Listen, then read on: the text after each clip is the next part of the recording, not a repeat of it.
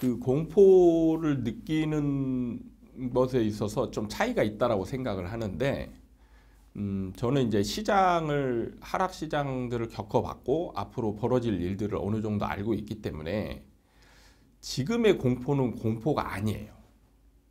공포가 아니고 앞으로 한 3, 4년 정도 지나면 거의 그 공포스러운 시장에서 죽어 자빠지는 막 이런 사람들이 주변에 널려 있을 때, 그때가 이제 진정한 공포지, 지금은 사실 공포스러운 단계는 아니에요. 사실 저는 이 경험을 존중은 하는데 이걸 기준으로 삼지는 않습니다. 왜 그러냐면 이런 기준을 적용해서 저도 투자를 해본 적이 있어요. 근데 지금 질문하신 것처럼 딱 시장을 잘 모르는 사람 입장에서는 공포를 구분하기가 어려워요. 그리고 미래에 있을 공포가 얼마나 더 큰 공포인지를 모르겠어요.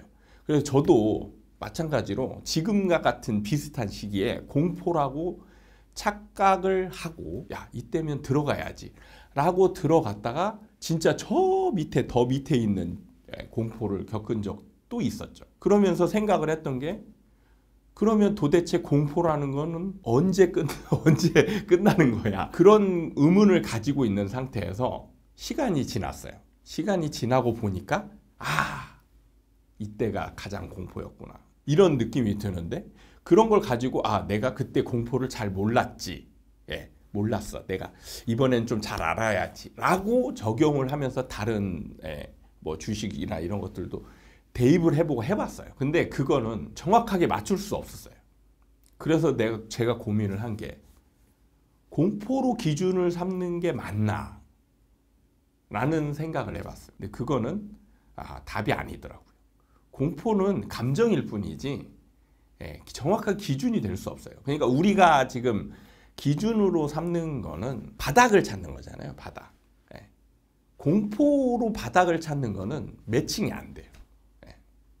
그래서 정확한 시그널이 필요해요. 그래서 제가 이제 공부를 하고 시그널을 찾기 위해서 엄청난 노력을 기울이게 되었던, 사실 어떻게 저한테는 도움이 많이 되었던 명언입니다. 그리고 지금의 제가 있게 한 명언이기도 해요. 그런데 저는 여러분들이 이런 기준을 가지고 투자에 임해서는 절대 안 된다라고 말씀드릴 수 있을 것 같아요.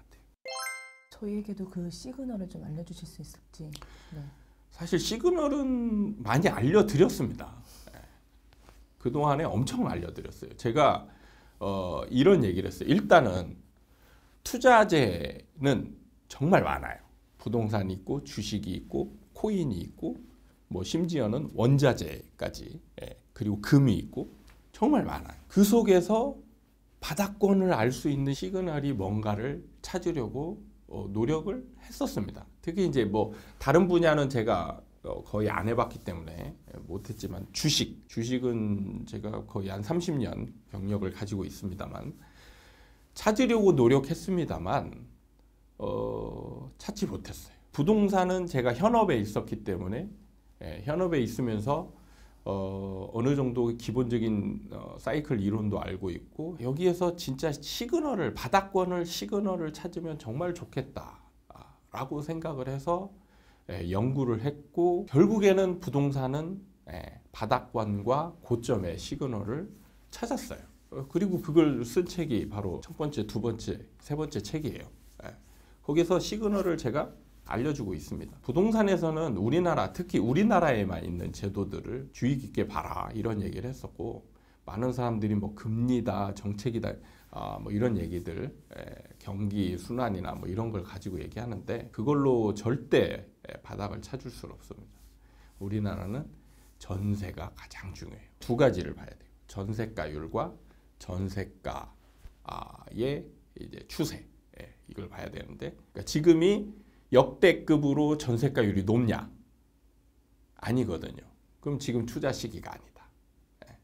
지금 전세가가 이제 올라가고 있느냐? 그것도 강하게.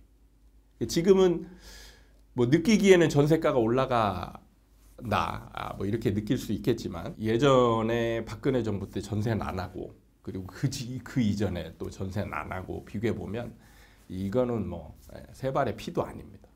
이 정도는 올라가는 것도 아니에요. 그렇기 때문에 이 두 가지 조건이 부합이 해야 이제 본격적인 상승장이 벌어질 수 있기 때문에 그런 시그널들을 제가 제 기억 속에서 수십 번 얘기한 것 같아요. 근데 만약에 이걸 모르고 있다라고 생각한다면 진정한 제 구독자가 아닌 거예요. 부동산은 정확히 저는 시그널을 찾았다라고 생각을 하고 있습니다. 그리고 지금까지 제가 시장이 지금 시장 예측을 미리미리 하고 있는데 틀린 적이 없잖아요. 그러니까 제 이론은 아직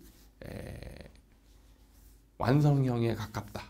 이렇게 보시면 되고 굳이 주식 명언을 가져와서 부동산에 대입할 필요는 없다.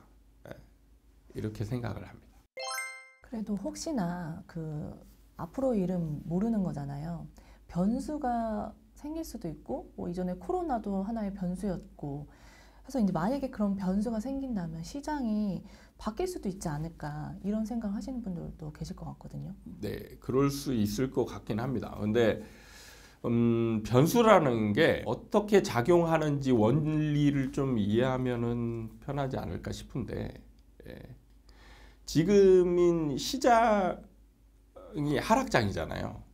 하락장이 이제 시작됐습니다. 그러면 이제 여기서 뭐 반전을 바라는 사람, 급작스러운 뭔가 충격 이걸 바라는 사람은 여기서 갑자기 상승하는 상황으로 뭔가 엄청난 호재가 쏟아져서 막 이렇게 이제 생각하는 분들일 텐데 이런 일은 99% 없습니다. 1%는 그냥 제가 솔직히 100% 없습니다라고 하면 이 세상 일을 어떻게 알아 이렇게 얘기하기 때문에 제가 남겨둔 여지 정도지 상승이 갑자기 일어나는 일은 없어요. 근데 충격이 갑자기 일어나는 일은 있습니다.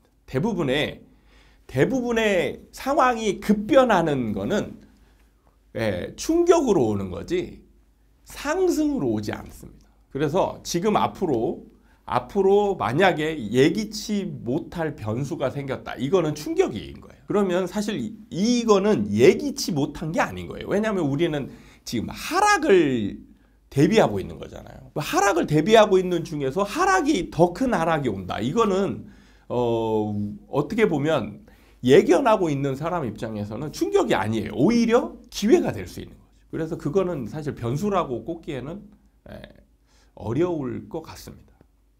여기서 그러니까 상승으로 급반전되는 일은 제가 볼 때 이제 거의 99% 없습니다. 사이클이나 이런 시그널에 대한 기준이 확실하게 있으신 분들은 어떤 이런 충격이 오거나 해도 흔들리지 않을 것 같은데 이제 막 공부를 시작하고 확고한 기준이 없는 분들은 좀 흔들리실 수도 있을 것 같거든요. 만약에 그런 상황이 발생을 하게 되면 이거 하나를 가지고 좀 흔들리지 말아라 이렇게 좀 해주실 말씀이 있을까요? 세상을 살아가다 보면 정말 많은 변수들이 발생을 하잖아요. 투자도 마찬가지고. 그럴 때 가장 중요한 거는 뭐냐면 자기의 확고한 기준이에요.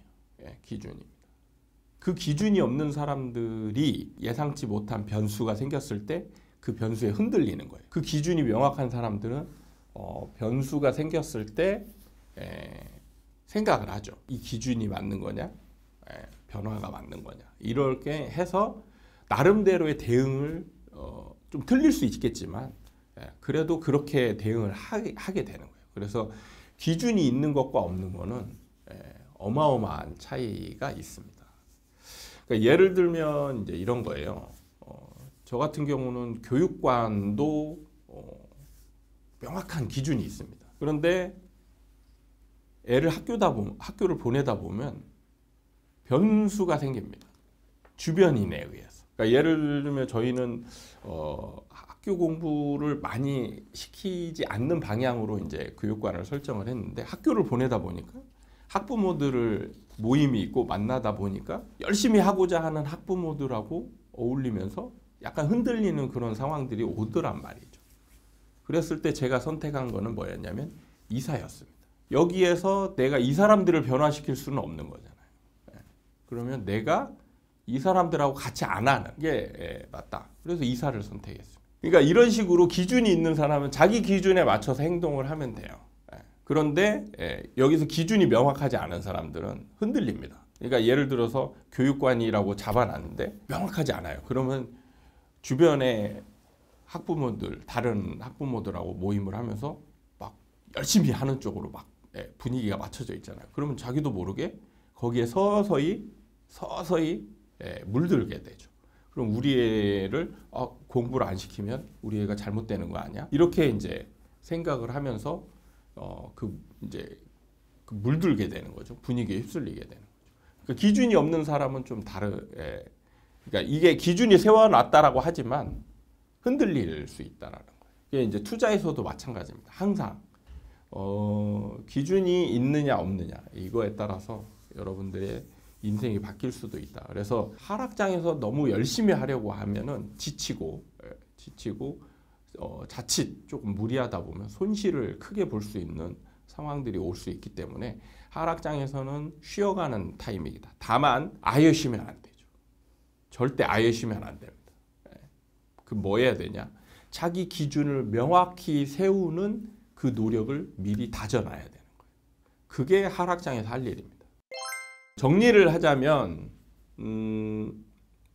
명언 같은 경우는 굉장히 여러분이 귀담아 두고 어떻게 보면 가치관으로 삼을 만한 좋은 말이긴 해요. 근데 그게 나한테 접목을 했을 때 이게 실질적인 도움이 되느냐는 여러분의 몫인 거예요. 그래서 저는 여러분에게 정확한 기준을 세우라 이렇게 말씀을 드렸고, 지금 시기, 앞으로의 시기는 여러분들이 이제 부동산 투자에 있어서 정확한 기준을 세우는 그런 시기다. 이렇게 말씀을 드렸고, 여러분은 이 영상을 보시고 이제 남은 시간을 정확한 기준을 정립하는 그런 시간으로 몰입을 해야 된다. 이렇게 정리를 할 수 있겠습니다.